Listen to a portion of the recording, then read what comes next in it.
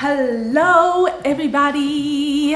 If you do not know me or if you are new to this channel, my name is Shania Gordon, professional soccer player here. And if you are not new here and you already know me, welcome back. You already know the vibes. If you have not read the title by now, we are going to be talking about pros and cons of living in France. The pros and cons, y'all. So I'm gonna do my three biggest pros, my three biggest cons. So we are just gonna jump right into this video. I got my iPad here with the notes on here, you know, because I'm team iPad. If you're not team iPad, I'm judging. So you need to get your iPad so you can write notes and stuff. And you also need to be getting the Apple Pencil as well. This is not a sponsored post, by the way. Anyway, back to the freaking video. I'm trying to figure out how I should video this. Should I do my three pros and then the three cons? Or should I do the three cons and then the three pros? Or should I do pro, con? Y'all let me know. Which one should I do? Okay, so y'all said pro, con. So that's what I'm gonna do. And I think that's better anyway. You know, good, bad, good, bad. You don't wanna do all bad and then all good and then all good and then all bad. You want to switch it up. Once again, if you do not know me, I live in France. I've been living in France for a total of 3.5 years, I want to say. So I'm basically French, and yeah, I know a lot about this culture already. Okay, so my first pro of living in France is the architecture. This place has the prettiest, cutest buildings in the world, period. I stand on that. There is no other country with prettier buildings. And I've been to a lot of countries. I lived in a lot of different places. So I can really say that this place, ooh, my pen. This place right here, France, most beautiful buildings. It just all looks so expensive. You can take a picture. I can literally take a picture outside of my street right now. It would look like I'm in some fancy, expensive building, you know, a expensive store. That's what it would look like, but it would literally just be the pizza shop that sells $5 pizza down there. Like, you wouldn't know because all the buildings are just so charming. Everything is just so beautiful. I love it. Seriously, I love it. The only place I didn't love the buildings was Le Havre. No offense, Le Havre, I love you guys. But those buildings, the buildings over there don't really give. So, and it's because of that war. I did mention that in another video. Now that I'm thinking about it more, I did mention that. It was because of that war. It tore down all the cute buildings and they just rebuilt it with just these ugly buildings. So Le Havre is the exception, but everywhere else in France, it's beautiful, it's pretty, and especially over here, you guys, in Montpellier, the south of France, we have the cute, charming buildings plus Caribbean vibes with the palm trees. It's so cute. I'm gonna insert a video because it is just so cute because you have the buildings, you have the French vibe, culture vibes, and then you get a little bit of like palm trees. It's giving Florida. I don't know, it's just letting me know that I'm in France, but I'm in the south of France because the palm trees. That's one of my pros. We going to a con now, so I'm gonna be a little bit negative Nancy here.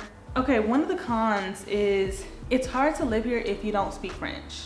And if you don't understand French too. I don't know what it is about the French people, but if you don't speak fluent, they'll look at you like, what are you doing in my country? I had so many situations where I'm like ordering something and I'll say like chocolat blanc and they'll be like, quoi?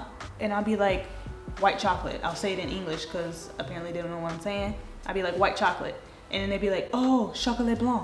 And I was like, bro, I literally just said that. It's not like America. Like in America, when we see a foreigner and they're trying to speak English, or, you know, they speak a little bit of English, or they have a heavy accent because they're, you know, from somewhere else, we don't make them feel like, ooh, you from somewhere else. Like, we don't do that. We talk to them and make them feel like, yeah, I understand you. I understand everything you're saying. Like, I'm here to help. That's how Americans are. I feel like we are more like friendly with foreigners than people who don't speak English or like the language or whatever. Here, literally, you like mess up a couple words. Je ne comprends pas. What do you mean? I'm saying the best. I'm like getting so mad. Because I'm trying my hardest to speak your language. Like, the least you can do is like compromise. I'm not gonna get everything right, obviously. And I definitely have an accent, so I'm not pronouncing some things correct. But you understand what I'm saying. I said chocolat blanc. You know what I said and you know what I'm trying to say, so stop acting like you don't. That's the con for me, but I got over that con because I understand French and, you know, I speak it a little bit now. So before, y'all, I was getting ready to, I don't want the French people coming at me. I was getting ready to tussle, okay?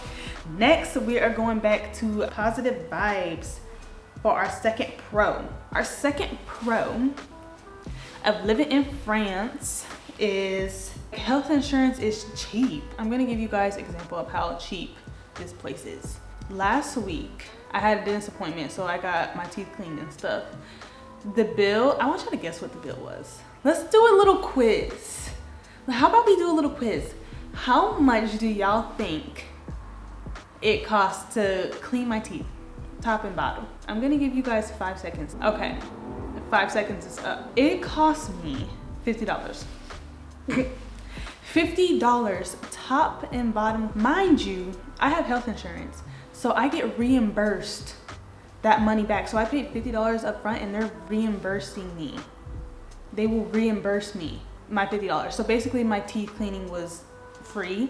But even if I didn't have health insurance, a teeth cleaning for $50 is doable. That's one of my biggest pros. People are healthier here because they can afford to go to the doctor. So that's a big pro. That is a really big pro, friends. Keep that up, okay?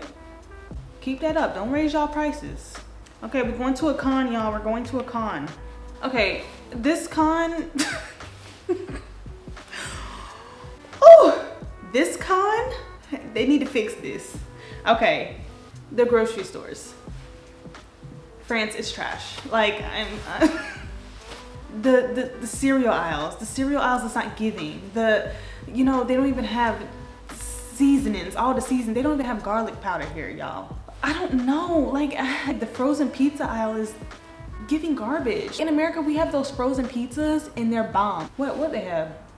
What's that frozen pizza? DiGiorno's Red Baron pizza, fire. That's a good quality meal. The pizza out the oven, but it's given restaurant style. These pizzas here.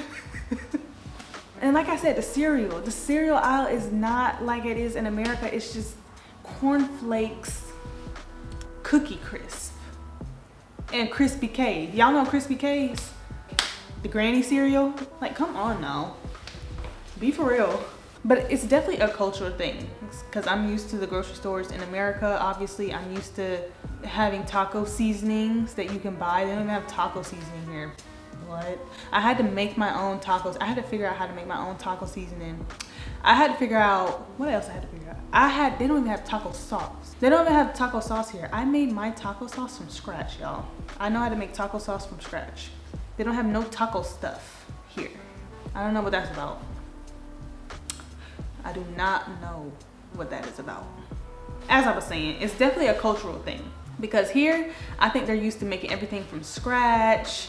And you know, not a lot of just put it in the oven type food or put it in the microwave type food, but I need some of those put it in the oven type food and stuff. Sometimes I don't want to make everything from scratch every day. And every day I have to make something from scratch. There's no easy anything here at the grocery store. You're going to be making your food from scratch, down to the sauce, down to the seasoning, down to everything. But my first year of France, that's when I really started learning how to cook. All the food here I didn't really like. The grocery stores didn't have no easy meals to make because, mind you, I'm coming straight out of college. So I'm looking for some easy meals. They didn't have that. So I literally had to learn how to cook the stuff that I like and learn how to cook other stuff. And yeah, so that's why I became the 5-star chef that I am. And that's why I started my Instagram page, Nia B Cooking. If you have not been following Nia B Cooking, you need to follow that page. Okay, I'm about to start getting going with that. Anyway, so yeah, that's why I'm the 5-star chef that I am, because France don't have the food that I like. Also, the grocery stores need some work. So that's a con, but low-key a pro, because now I can cook. But it's a con, because they need to do better. Oh, we're going to our final pro, y'all. Final pro. living in France is literally close to every other country. Vacationing is so easy. If I have 2 days off, I can literally go to Barcelona right now, and that's 3 hours away. I can literally take a train to Paris. I can literally take a train to London. I can go to Frankfurt if I want to. I can go to Berlin. I can go to Greece easily, okay? It's just cheap. Like, travel is just cheap amongst the European countries, you know? Actually, let me look up a flight. Where y'all wanna go? Okay, let's see, we going to, let's say we're going to Rome. Montpellier to Rome flights. Let's see. Yeah, Montpellier to Rome flight, $75. $75. A flight there and back to Rome is $75. I have no words for that. If I was living in America, my flight to Rome would be $1,075. That's just what I'm trying to get at here. I can go to anywhere I want, see these nice countries, these big popular cities, beautiful cultures, like everywhere, for under $100 there and back. That's what I'm talking about. That's a huge pro, to be able to go to these cities so quickly, so easily, so cheaply. What's our next thing? Okay, so we're going on to our last con, you guys. We are about to be close to being done. Okay, so my last con with France is these taxes. I'm sick of it. I'm tired of these taxes. And you know one thing, so France, they tax a lot. They tax heavily here. So France government, I don't know if you're watching this, you need to fix that. You need to change that expeditiously, because the people in France be fighting for our life. You're taking all their money. Like, these taxes are so high, and get this, there is no tax return. There is no tax return, y'all. They take your money, they keep your money for the rest of their lives. It's just not like America, like how we was getting ready for the tax return season. You know, let's turn up, what's the move? We got money now. It's not like that. It's not like that. They literally take half your money and then they keep half your money. They don't give you a tax return. You are not getting anything back, not even a cent. That is kind of mean. So yeah, at least America, they give you something back. Like I said, French government, if this video reaches to you, I'm speaking for the people, by the way. I'm speaking for all French people and people who live in France. Y'all need to fix that. So yes, you guys, that is just a little quick, short, fun video of my pros and cons of living in France. My 3 biggest pros and cons of living in France. Yeah, there's some more, especially some cons, but these are my 3 biggest. But yes, you guys, I hope you enjoyed this video. I hope that you are subscribed. If you are not subscribed, please subscribe and also share to a friend. I think I'm on like 130 subscribers or something. We're trying to get to 150. Okay, 150, you guys. Like, help me out with that. But yeah, this was just a little something quick, something easy, something fun, okay? Y'all already know the vibes. This video is finished. Thank you so much for watching, and I will see you guys next week.